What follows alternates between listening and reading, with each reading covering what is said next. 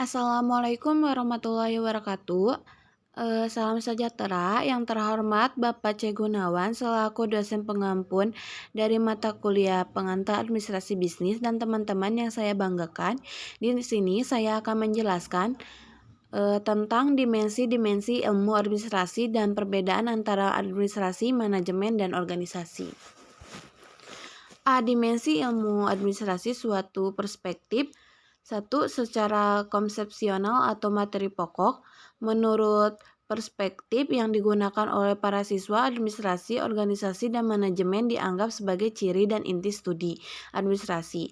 Isi dan hakikat yang terkandung di dalam administrasi tidak mungkin bisa dimengerti tanpa membahas masalah-masalah organisasi dan manajemen. Pada gilirannya, pembahasan mengenai organisasi akan dan bahkan harus membahas manajemen. Sebaiknya pembahasan mengenai manajemen dengan sendirinya tidak lepas dari masalah organisasi. Oleh sebab itu, organisasi dan manajemen dianggap sebagai dua sisi dari suatu mata uang logam yang sama, sedangkan mata uang tersebut dianggap sebagai administrasi. Organisasi menunjukkan struktur dari administrasi, sedangkan manajemen menunjukkan fungsinya. Telahan organisasi melihat administrasi dalam keadaan statis, sedangkan telahan manajemen melihat administrasi dalam keadaan dinamis. Manajemen sebagai aktivitas mencapai tujuan dan melalui orang lain, maka untuk menggerakkan orang lain agar melakukan kegiatan mencapai tujuan dilakukan sebagai kepemimpinan, yaitu proses mempengaruhi orang untuk sekelompok orang untuk melakukan kegiatan ke arah pencapaian tujuan. Bagi yang menganggap inti manajemen adalah kepemimpinan, maka tentang inti kepemimpinan terdapat beberapa pendapat. 1. Pendapat yang mengatakan bahwa inti dari kepemimpinan adalah pengambilan keputusan, decision making. Pendapat ini berasal dari para sarjana Eropa kontinental yang lebih menekankan decision making, di mana kepemimpinan sebagai dapat dilihat dari ketetapan keputusan-keputusan yang diambil, landasan hukum, dan keputusan sebagai kontrol terhadap pelaksanaan keputusan. 2. Pendapat yang mengatakan bahwa inti dari kepemimpinan adalah hubungan manusia, human relation, atau komunikasi. Pendapat ini berasal dari para sarjana Amerika yang menekankan human relation, di mana keberhasilan kepemimpinan seorang tergantung pada sejauh mana pendekatan yang dilakukan pemimpin terhadap orang-orang atau organisasi yang dipimpinnya, bawahannya maupun dengan pihak-pihak luar organisasi. 3. Pendapat yang mengatakan bahwa inti dari kepemimpinan adalah pengambilan keputusan dan hubungan manusia. Sebab, sebagaimanapun kepemimpinan seseorang akan dapat berhasil bukan saja karena deposisinya yang tepat, cepat, dan sesuai dengan landasan hukum atau pengaturan perundang-undangan, kebijaksanaan, serta tanggung jawab, tetapi juga dilandasi oleh suatu sistem pendekatan yang manusiawi dalam hubungan antara pemimpin dengan anggota dan anggota dengan anggota. 4. Pendapat yang mengatakan bahwa inti dari kepemimpinan adalah pengambilan keputusan, sedangkan inti dari pengambilan keputusan adalah hubungan manusia. Dengan demikian dapat disimpulkan bahwa ditinjauan dari isi atau inti, maka dimensi studi administrasi terdiri dari 1. Organisasi, 2. Manajemen, 3. Kepemimpinan, 4. Pengambilan keputusan. 2. Berdasarkan subjek perilaku. Berdasarkan subjek perilaku serta yang didasari oleh tujuan, sifat kegiatan, dan tujuan yang akan dicapai, maka kegiatan-kegiatan administrasi dapat dilakukan oleh dan bersifat publik atau privasi. Oleh karena itu, dimensi administrasi dapat dibedakan atas 1. Administrasi publik, 2. Administrasi privat. Karena kegiatan administrasi publik berhubungan dengan kepentingan publik dan pada umumnya dilakukan oleh dan berlangsung dalam organisasi negara, dan kegiatan-kegiatan privat berhubungan dengan kepentingan bisnis dan pada umumnya dilakukan oleh dalam organisasi usaha. Maka administrasi publik lebih dikenal sebagai administrasi negara, dan administrasi privat lebih dikenal sebagai administrasi niaga. Oleh sebab itu, sebagai bidang studi sekaligus disiplin akademik, maka bidang studi administrasi digolongkan atas 1. Administrasi negara, 2. Administrasi niaga. Administrasi negara dan administrasi niaga sebagai cabang ilmu administrasi yang telah berkembang menjadi disiplin akademik yang mendidik tenaga-tenaga terampil dalam mengolah kegiatan kerjasama yang bersifat publis dan bisnis. Tentang perbedaan antara administrasi negara dan administrasi niaga dapat dikemukakan dalam uraian berikut dengan catatan bahwa keduanya memiliki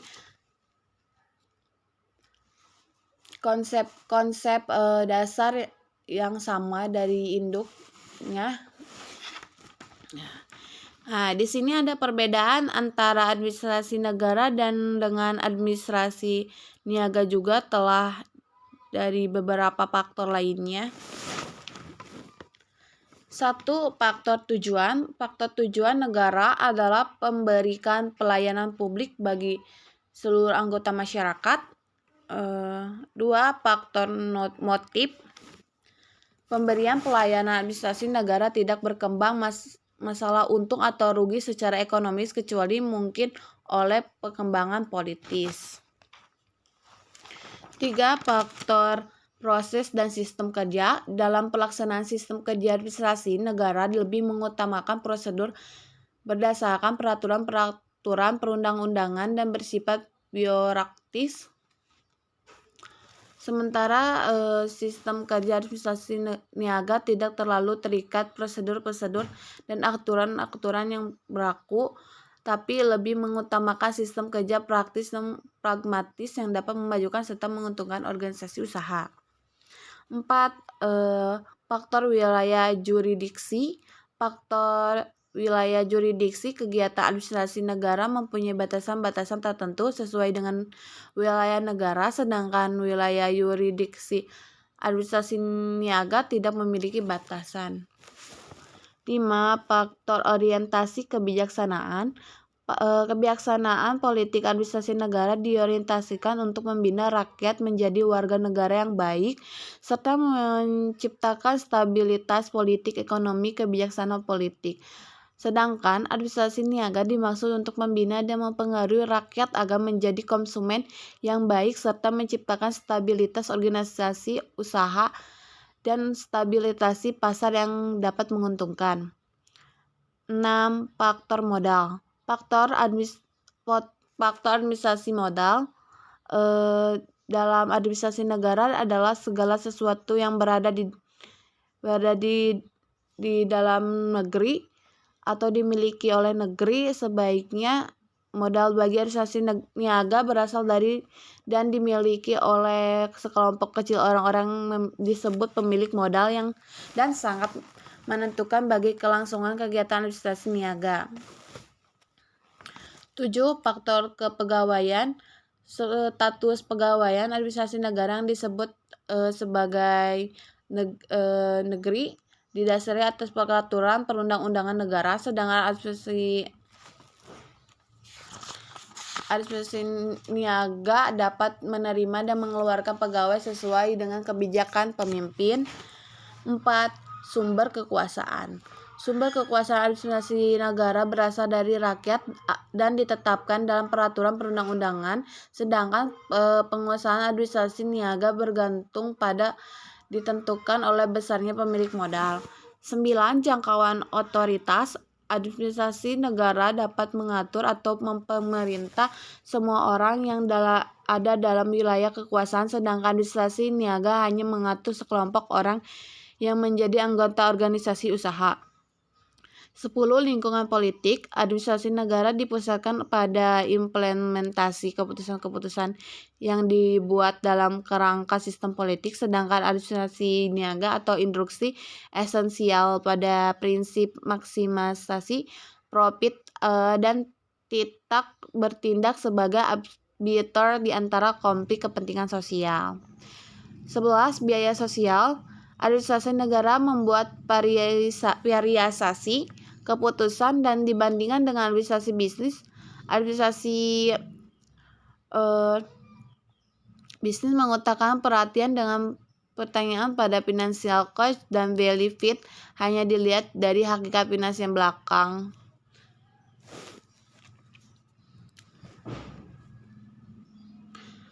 Hal ini disebabkan adanya faktor mempengaruhi proses kegiatan administrasi negara maupun administrasi niaga, antara lain: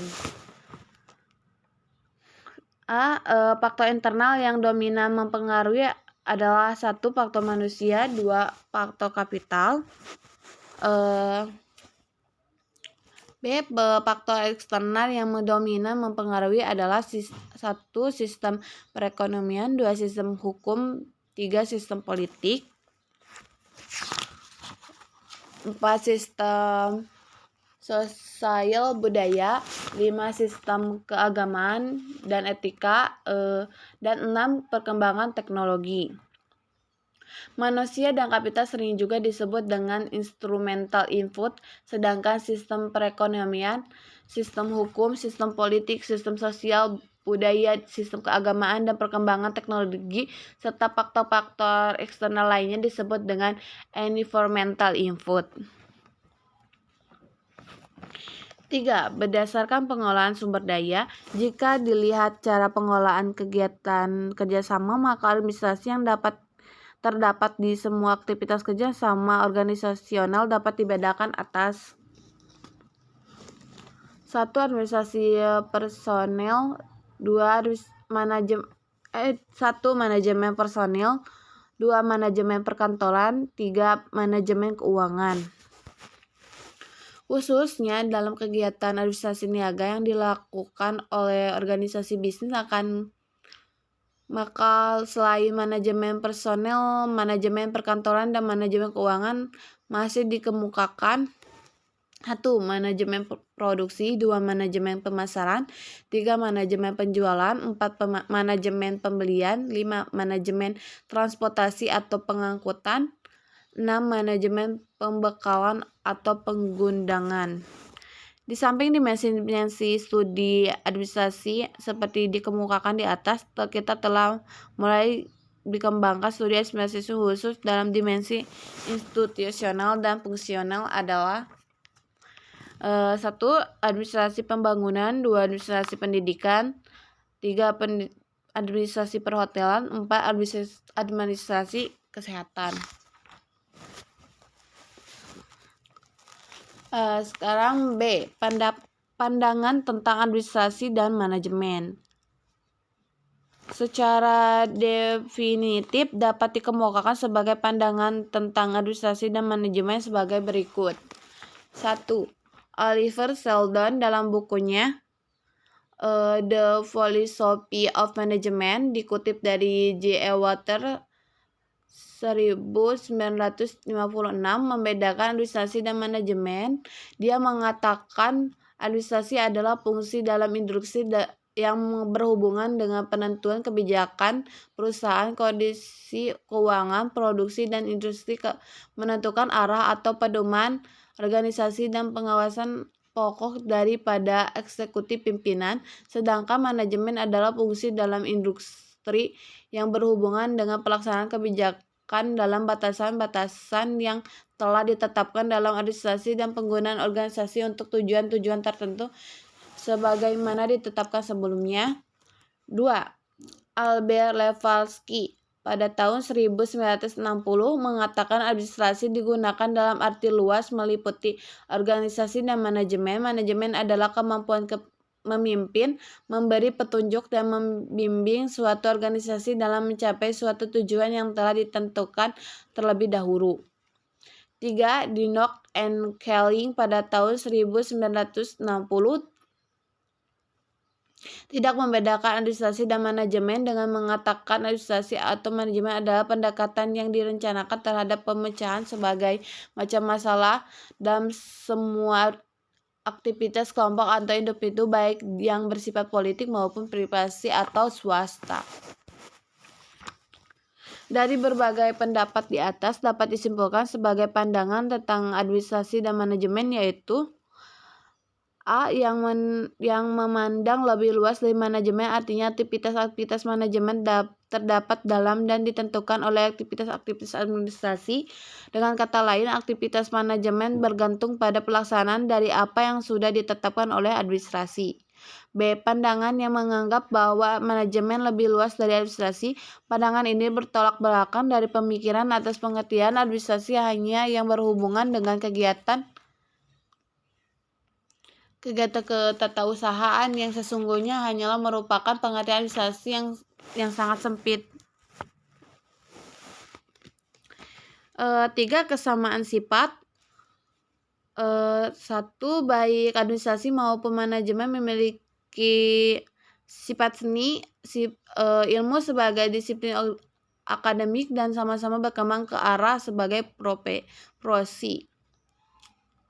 Administrasi dan manajemen memiliki sifat seni sebab dalam penetapan di kebutuhan kapabilitas, skill dalam kreasi dan daya cipta. B. Bersifat dinamik, artinya administrasi dan manajemen selalu berkembang sejalan dengan perkembangan kehidupan manusia, budaya, dan teknologi. C. Bersifat integratif, artinya administrasi maupun manajemen memiliki kemampuan mengintegrasikan dari kecenderungan munculnya disintegrasi dan spesialisasi dalam disiplin keilmuan. D. Bersifat normatif, di mana kegiatan administrasi dan manajemen didasarkan pada nilai-nilai etika, prosedur, tata urutan, saling berhubungan dan berkegantungan secara logis, dan kerjasama organisasi untuk mencapai tujuan meskipun belum menghasilkan hukum-hukum, dalil-dalil yang bersifat ekstra, rigid, dan fixed. E. Bersifat teologis, dengan mempelajari administrasi dan manajemen memberi kemampuan memprediksikan kemungkinan yang akan muncul dari tiap kegiatan kerjasama sehingga apa yang direncanakan cenderung akan tercapai secara optimal.